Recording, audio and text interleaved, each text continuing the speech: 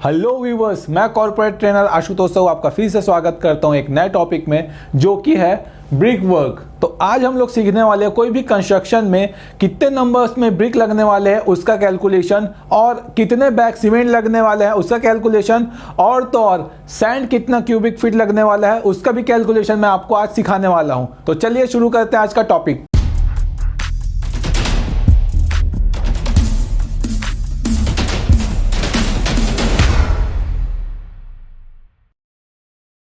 तो सबसे पहले हम लोग देख लेते हैं कि स्टैंडर्ड साइज का जो ब्रिक रहता है उसका जो साइज रहता है वो क्या रहता है। तो उसका साइज रहता है 190 इंटू 90 इंटू 90 mm। यहाँ पे आप देख सकते हैं इसका जो साइज है 190 इंटू 90 इंटू 90 mm है। और वही अगर मैं बात करूँ नॉन मॉड्यूलर ब्रिक की, उसका जो साइज रहता है वो है 230 इंटू 110 इंटू 75 mm। ये जो साइज दिया गया है वो नॉन मॉड्यूलर ब्रिक का है। इसका साइज ऊपर नीचे होते रहता है, इसका साइज फिक्स नहीं रहता है। वही बात करूं अगर मैं मोटार की, तो मोटार हम किसे कहते हैं? मोटार जो रहता है वो सीमेंट प्लस सैंड का मिक्सचर रहता है। सीमेंट सैंड, उसमें वाटर मिलाते हैं, सीमेंट सैंड और वाटर मिक्स रहता है, उसे हम मोटार कहते हैं। मोटार क्यों यूज करते हैं? मोटार यूज करने का रीजन है कि जो ब्रिक्स हैं उसको आपस में बॉन्ड करने के लिए यहाँ पे हम लोग मोटार का यूज करते हैं। मोटार में अगर मैं सीमेंट सैंड का रेशियो की बात करूं तो वो होता है 1:3 और 1:4। जो हम लोग कैलकुलेशन में आज यूज करने वाले हैं वो हम लोग 1:4 का मोटार यूज करने वाले हैं। बात करूं मैं मोटार की थिकनेस की, तो मोटार की थिकनेस एवरेज 10 mm रहती है। मतलब कि जो दो ब्रिक को बॉन्ड करने के लिए जो मोटार हम लोग यूज करेंगे वो 10 mm का रहेगा।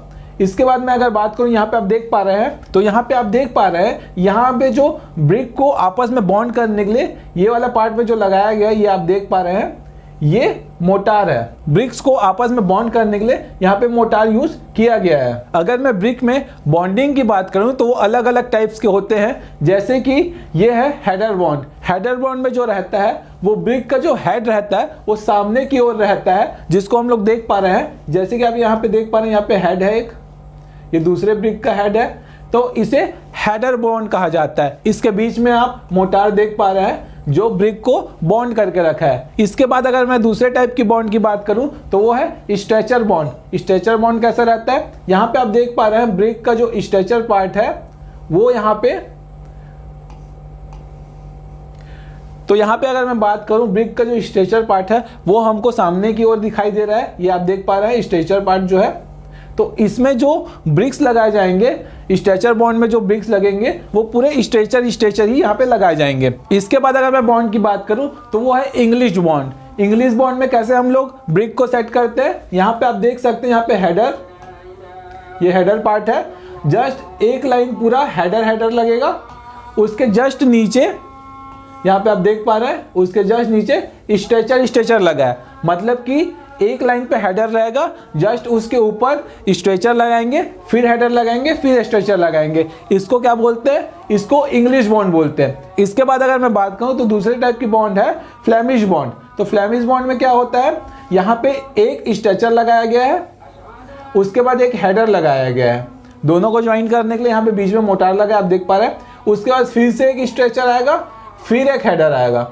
ऐसे करके इस वॉल को कंप्लीट करते हैं। तो ये तो बात हो गई अलग अलग टाइप्स के बॉन्ड की। इसके बाद हम लोग कैलकुलेशन देखेंगे कि कैसे हम लोग कैलकुलेट करेंगे कि 1 क्यूबिक मीटर में कितने ब्रिक्स लगते हैं। तो सबसे पहले हम लोग देख लेते हैं नंबर्स ऑफ ब्रिक कैसे निकालते हैं। नंबर्स ऑफ ब्रिक निकालने के लिए हम लोग क्या करते हैं, इसका स्टैंडर्ड साइज लेते हैं। इसका स्टैंडर्ड साइज क्या है? इसका स्टैंडर्ड साइज है 190 इंटू 90 इंटू 90 mm का। यहाँ पे उसको ले लिए हम लोग। उसके बाद उसका वेट वॉल्यूम, कितने एरिया का हम लोग को निकालना है कि कितने वॉल्यूम में कितना ब्रिक लग रहा है उसका कैलकुलेशन करने के लिए। तो यहाँ पे क्या है, 1 क्यूबिक मीटर का हम लोग कैलकुलेशन कर रहे हैं। इसके बाद हम लोग क्या करेंगे, volume of brick without mortar, मतलब कि जो बिना मोटार लगे यहाँ पे ब्रिक का साइज है वो हम लोग यहाँ पे ले लेते हैं, जो कि है 0.19 इंटू 0.09 इंटू 0.09 मीटर। इसको हम लोग मीटर में ले लेंगे।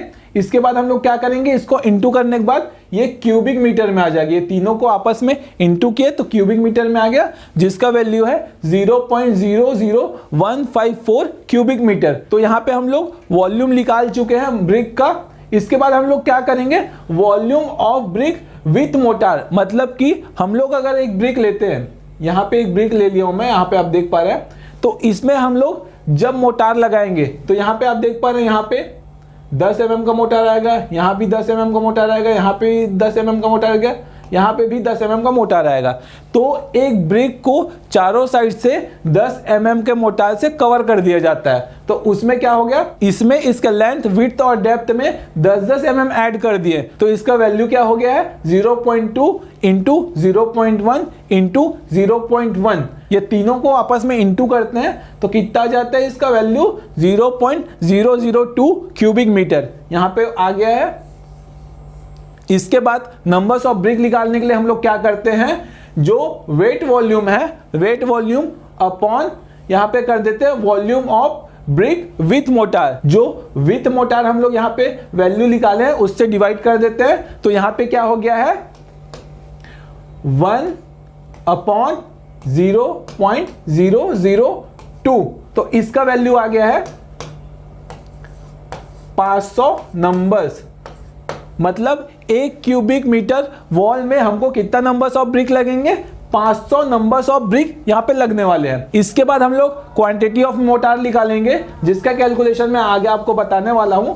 तो क्वांटिटी ऑफ मोटार्स निकालने के लिए हम लोग क्या करते हैं, ये आप देख पा रहे हैं, क्वांटिटी ऑफ मोटार्स निकालने के लिए हम लोग क्या करते हैं, quantity of mortar equal to total volume, total volume minus number of brick into volume of brick without mortar, मतलब कि जो विदाउट मोटार है उससे हम लोग इनटू कर देंगे। तो यहाँ पे क्या हो गया, टोटल वॉल्यूम 1 हो गया माइनस ब्रैकेट में नंबर्स ऑफ ब्रिक कितना आया था, 500 नंबर आया था, इंटू 0.00154 जो था volume of brick without motor. तो इसको जब हम लोग माइनस करते हैं तो यहाँ पे वेट वॉल्यूम निकल के आ गया। वेट वॉल्यूम कितना है, वेट वॉल्यूम है 0.23 क्यूबिक मीटर। यहाँ पे आप देख पा रहे हैं हम लोग यहाँ पे वेट वॉल्यूम निकाल चुके हैं। इसके बाद अगर मैं बात करूं ड्राई कोफिशिएंट की, तो वो हरदम हम लोग मोटार में लेते हैं 1.33 हम लोग ड्राई कोफिशिएंट ले लिए हैं।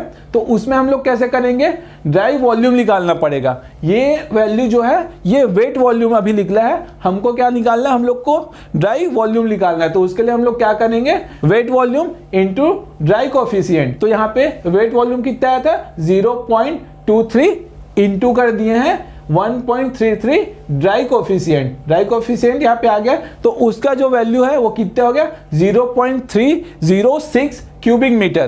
तो यहां तक हम लोग सॉल्व कर चुके हैं। इसके बाद हम लोग क्या निकालेंगे, इसके बाद निकालेंगे हम लोग quantity of sand and cement. तो उसके लिए हम लोग क्या करेंगे, उसके लिए सबसे पहले यहाँ पे आप देख पा रहे हैं quantity of cement and sand निकालने के लिए हम लोग को क्या करना है, तो क्वांटिटी ऑफ सीमेंट निकालने के लिए हम लोग क्या करेंगे 0.306 इंटू कर देंगे 1 इंटू 1440। 1440 क्या है, डेंसिटी ऑफ सीमेंट है। डेंसिटी ऑफ सीमेंट निकालने के लिए यहाँ पे 1440 को इंटू किया गया है, डिवाइड किया गया है 5 इंटू 15। अब 5 कैसे आ गया, 5 आ गया सम ऑफ रेशियो, मतलब कि 1:4 का जो हम लोग मोटार ले रहे हैं उसको ऐड करने पे कितना आ गया 5 आ गया, इंटू 15 क्योंकि है, 50 क्योंकि है, क्योंकि एक बैग सीमेंट में 50 किलो आता है। तो इसका वैल्यू कितना हो जाएगा, इसका वैल्यू हो जाएगा 1.76 बैग्स। इसके बाद अगर मैं बात करूं क्वांटिटी ऑफ, तो उसके लिए हम लोग क्या करेंगे, तो उसके लिए हम लोग क्या करेंगे, सबसे पहले जो 0.306 आया इंटू 4 क्या है, 4 है सैंड का रेशियो। हम लोग मोटार का रेशियो कितना लिए थे 1:4 लिए थे। तो यहाँ पे हम लोग को क्या निकालना है, सैंड का क्वांटिटी निकालना है। तो सैंड का क्वांटिटी निकालना है तो हम लोग को क्या करना पड़ेगा, ये जो सैंड का रेशियो है 4 जो है उसको इंटू करना पड़ेगा 35.28 से, क्योंकि हमको यहाँ पे वैल्यू जो है हमको चाहिए क्यूबिक फीट में। इसको डिवाइड कर देंगे 5 से, तो हमारा वैल्यू कितना आ गया 8.64 cubic feet. I hope viewers आज का टॉपिक आपको पसंद आया होगा। इसके बाद आपको कंफ्यूजन नहीं रहेगा कि ब्रिक में कौन कौन से बॉन्ड होते हैं, हमको सैंड और सीमेंट की क्वांटिटी कैसे निकालनी है, ब्रिक का नंबर कैसे निकालना है, ये आपका क्लियर हो गया होगा। तो ऐसे इंफॉर्मेटिव वीडियोस के लिए हमारे चैनल को सब्सक्राइब कीजिए, हमारे वीडियोस को लाइक कीजिए। Thank you.